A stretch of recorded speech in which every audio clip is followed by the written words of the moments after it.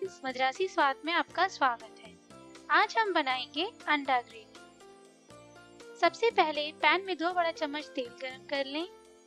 इसमें डालें 1 तेज पत्ता, 1/4 छोटा चम्मच सौंफ, 1/4 छोटा चम्मच काली मिर्च और इन्हें 20 सेकंड के लिए भून लें। अब डालें 2 बारीक कटे हुए प्याज और इनके थोड़े ट्रांसपेरेंट होने तक भून लें। इसमें डालें 1 छोटा चम्मच अदरक लहसुन का पेस्ट और थोड़ी देर के लिए भून लें। अब डालें 1 बारीक कटा हुआ टमाटर, 3 हरी मिर्च और टमाटर के थोड़े नरम होने तक पका लें। फ्लेम कम कर इसमें डालें स्वाद अनुसार नमक, 1/4 छोटा चम्मच हल्दी पाउडर, 2 छोटा चम्मच लाल मिर्च पाउडर, 3 छोटा चम्मच धनिया पाउडर और इन मसालों के कच्चे स्मेल जाने तक पका लें। अब डालें 1.5 कप पानी।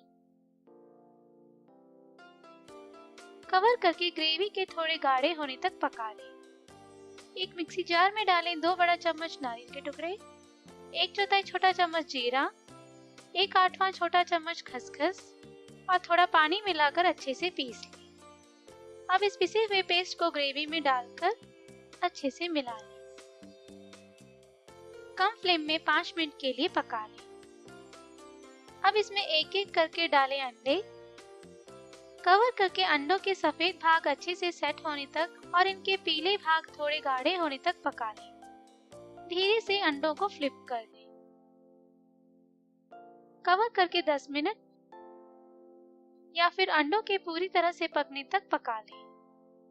धनिया पत्ते से गार्निश कर लें। अंडा ग्रेवी तैयार है। अगर आप छोटे पैन में बना रहे हैं तो अंडे पूरी तरह से ग्रेवी में डूबे होंगे। उस केस में इन्हें फ्लिप करने की जरूरत नहीं है। कवर करके इनकी पूरी तरह से पकने तक पका लें। ग्रेवी में अच्छा रंग लाने के लिए कश्मीरी लाल मिर्च पाउडर भी यूज कर सकते हैं।